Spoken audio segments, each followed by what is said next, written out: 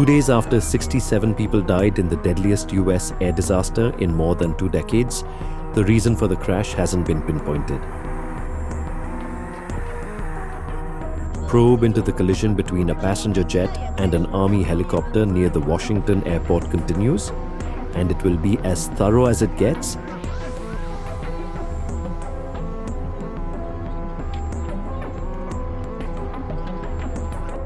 As part of any investigation, we look at the human, the machine, and the environment. So we will look at all the humans that were involved in this accident. Again, we will look at the aircraft, we will look at the helicopter, we will look at the environment in which they were operating in. That is standard in any part of our investigation. I'll turn it back. But President Trump isn't shying away from what he calls strong opinions. We do not know what led to this crash, but we have some very strong opinions and ideas, and I think we'll probably state those opinions now. He's blaming the erstwhile Democrat administration's policy for what was calls inclusive hiring by the Federal Aviation Administration. That policy allowed persons with disabilities to be hired. Trump also called the former Transportation Secretary a disaster. Targeted disabilities are those disabilities that the federal government, as a matter of policy, has identified for special emphasis in recruitment and hiring. The FAA's website states they include hearing, vision, missing extremities, partial paralysis, complete paralysis, epilepsy, severe intellectual disability, psychiatric disability, and dwarfism all qualify for the position of a controller of airplanes pouring into our country, pouring into a little spot, a little dot on the map, a little runway. The initiative is part of the FAA's Diversity and Inclusion Hiring Plan. Think of that. The initiative is part of the FAA's Diversity and Inclusion Hiring Plan, which says diversity is integral to achieving FAA's mission of ensuring safe and efficient travel. I don't think so. I think it's just the opposite. The FAA website shows that the agency's guidance on diversity hiring were last updated on March 23rd of 22. They wanted to make it even more so. And then I came in, and I assume maybe this is the reason. The FAA, which is overseen by Secretary Pete Buttigieg, a real winner. That guy's a real winner. Do you know how badly everything's run since he's run this Department of Transportation? He's a disaster.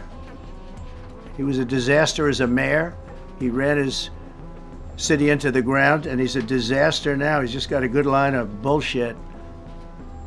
The Department of Transportation is government agency charged with regulating civil aviation. Well, he runs it, 45,000 people, and he's run it right into the ground with his diversity. So I had to say that it's terrible. Then it's a group within the FAA, another story, determined that the workforce was too white, that they had concerted efforts to get the administration to change that and to change it immediately. This was in the Obama administration just prior to my getting there. On DEI and the claims that you've made, are you saying this crash was somehow caused and the result of diversity hiring? And what evidence have you seen to support these claims? It just could have been. We have a high standard. We've had a much higher standard than anybody else. And there are things where you have to go by brain power, you have to go by psychological quality, and psychological quality is a very important element of it. These are various very powerful tests that we put to use, and they were terminated by Biden, and Biden went by a standard that's the exact opposite. So we don't know. We don't even yet know the names of the 67 people who were killed, and you are blaming Democrats and DEI policies and air traffic control and seemingly the member of the U.S. military who was flying that Black Hawk helicopter. Don't you think you're getting ahead of the investigation right now? No, I don't think so at all. I don't think with the names of the people, you mean the names of the people that are on the plane? You think that's going to make a difference? Does it comfort their families? They are a group of people that have lost their lives. If you want a list of the names, we can give you that. We'll be giving that very soon. We're in coordination with American Airlines. We're in coordination very strongly, obviously, with the military. But I think that's not a very smart question. But are you I'm blaming- surprised coming from you. Are you blaming Are you going to fire some of those diversity hire in the federal government? What's plan do you have? I would say the answer is yes. If we find that people aren't mentally competent, you see the language. The language is put out by them. And if you see that, I'm not going to bore you by reading it again, but these are not people that should be doing this particular job. They'd be very good for certain jobs, but not people that should be doing this particular job. Mr. President, you have today blamed the diversity elements, but then told us that you weren't sure that the controllers made any mistake. You then said perhaps the helicopter pilots were the ones who made the mistake. It's all under investigation. I understand that. That's why I'm trying to figure out how you can come to the conclusion right now that diversity had something to do with this crash. Because I have common sense, okay? And unfortunately, a lot of people don't. We want brilliant people doing this. This is a major chess game at the highest level. When you have 60 planes coming in during a short period of time, and they're all coming in different directions, and you're dealing with very high-level computer work and very complex computers. And one of the other things I will tell you is that the systems that were built, I was going to rebuild the entire system, and then we had an election that didn't turn out the way it should have.